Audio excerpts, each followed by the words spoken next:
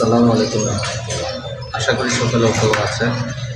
আজকে যে কথাগুলো বলবো সেটা আসলে আমাদের দেশকে নিয়ে, আমাদের দেশের ক্রিকেটকে নিয়ে। কারণ আমরা এই দেশে জন্মেছি, আর আমাদের ক্রিকেটকে আমরা অনেক ভালোবাসি এবং আমাদের ক্রিকেটারদেরকেও আমরা অনেক ভালোবাসি এবং আমাদের দেশের যে মানুষগুলো আছে সকলকে কিন্তু আমরা প্রাণের চেয়ে বেশি ভালোবাসি। এই জন্যই কিন্তু ৭১ সনে যুদ্ধ করে আমরা বাংলাদেশ নামক একটা দেশ পেয়েছি। কিন্তু ভাই, দুঃখজনক হলেও সত্যি যে আমাদের দেশে কিছু হলুদ মিডিয়া যারা এখনও বলছে যে বাংলাদেশের এই বিশ্বকাপ যদি না খেলে ইন্ডিয়া এগিয়ে, তাহলে নাকি আমাদের র্যাঙ্কিংয়ে সমস্যা হবে, এটাই সমস্যা হবে, ওটাই সমস্যা হবে, আর্থিক ক্ষতি হবে। আরে ভাই, টাকাটাই কি সব? আপনার যেখানে সম্মান নাই, যেখানে আপনার নিরাপত্তা নাই, সেখানে কি আপনি টাকা দিয়ে কী করবেন? হ্যাঁ, আজকে যদি আপনি বেঁচেই না থাকেন, আপনার যদি কোনো একটা ক্ষয়ক্ষতি হয়ে যায়, তাহলে আপনি সেই টাকা দিয়ে কি করবেন? আর যেখানে আপনার সম্মানই নাই, সেখানে আপনি কারি কারি টাকা দিয়ে কি করবেন? কারণ আপনি কি চোখে দেখেন না, ইন্ডিয়ার আদালতে আমাদের বিরুদ্ধে রিট করছে যাতে আমাদের দলকে নিষিদ্ধ করে। তাই সেটা কি আপনারা দেখেন না? বা বাংলাদেশের যে আম্পায়ার, তাকে মানে থার্ড আম্পায়ার হিসেবে রাখছে নিরাপত্তার কারণে। তা সেটা কি আপনারা দেখেন না? আইসিসি যে ইন্ডিয়ার মানে ৭০% মানুষই তো আইসিসির ভিতরে ইন্ডিয়ার, তাই না? তারা যে পক্ষপাত করবে সেটাই তো স্বাভাবিক, তাই না? সেটা কি আপনারা দেখেন না? সেই সব জিনিসকে বোঝার আপনাদের জ্ঞান নাই। আরে ভাই, আমরা ২১ নম্বরে গেছি, তাতে কী হয়েছে? ২১ থেকে আবার খেলে চলে আসবো। আমাদের কি সেই সামর্থ্য নাই? আমাদের ক্রিকেটাররা কি এতই ফালতু? আমরা যদি ২১-এ যাই, ২১ থেকে ২-ও চলে আসতে পারি। আমাদের ক্রিকেটারদের প্রতি আমাদের সেই ভরসাটুকু আছে, আর সেই ভরসাটুকু আছে দেখে আমাদের ক্রিকেটারদের সিকিউরিটির জন্য আমরা এইসব চিন্তাধারা করছি, তাই না? একটা ক্রিকেটারদের যদি ক্ষতি হয়ে যায়, তাহলে তো আমাদের দেশের ক্ষতি, আমাদের দেশের ক্রিকেটের ক্ষতি, তাই না ভাই? ভাই, আপনারা এইসব খবর প্রচার করেন না, আর এইসব খবর নিয়ে আপনারা মাথা খাবায়েন না ভাই। খালি আইসিসি কিন্তু একটা দেশ নয়, আইসিসি একটা সংস্থা, আর সব সংস্থারই একটা আইন আছে।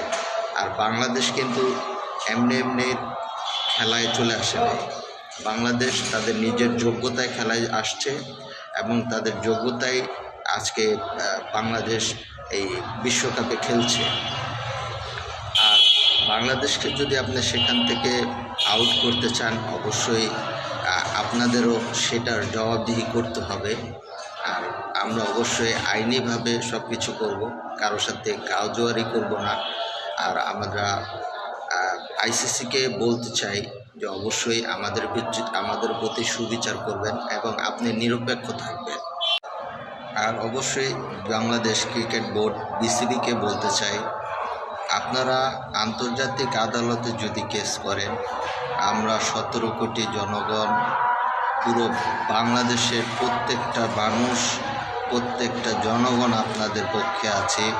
এবং আপনাদের যদি আর্থিক সহায়তা লাগে, অবশ্যই আমরা প্রত্যেক বাঙালি, প্রত্যেক মানুষ, প্রত্যেক জনগণ, প্রত্যেক নাগরিক আপনাদের সাথে আছে এবং আপনাদেরকে আর্থিক সহায়তা করবো অবশ্যই।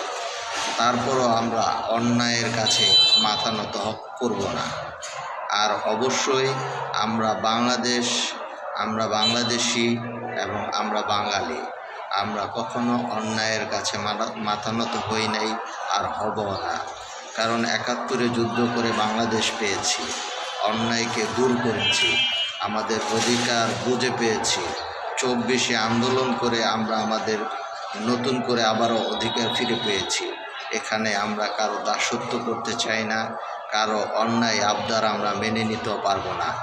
তো অবশ্যই বিসিবিকে আমরা বলতে চাই, আমরা সাধারণ মানুষ হিসেবে বলতে চাই, আপনারা নির্ভয়ে আপনারা আপনাদের লড়াই চালিয়ে যান।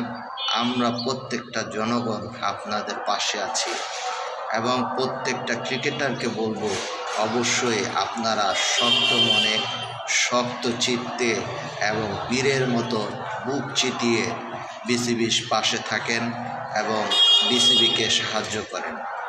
আর অবশ্যই মনে রাখবেন, আপনারা আমাদের দিয়ে আপনারা, আবার আপনাদের দিয়েই আমরা। তাই অবশ্যই আমরা একে অপরের পরিপূরক। তাই অবশ্যই আপনারা বিসিবির পাশে থাকবেন। আর পুরো বাংলাদেশের মানুষ আপনাদের পাশে আছে। আর অবশ্যই আমরাই আপনাদের সমস্ত কিছুর পাশে আছি, দুঃখে কষ্টে সব সময় আমরাই আছি। আমরা হারলেও বাংলাদেশ, জিতলেও বাংলাদেশ, খেললেও বাংলাদেশ, না খেললেও বাংলাদেশ। আমরা বাংলাদেশি। আসসালামু আলাইকুম।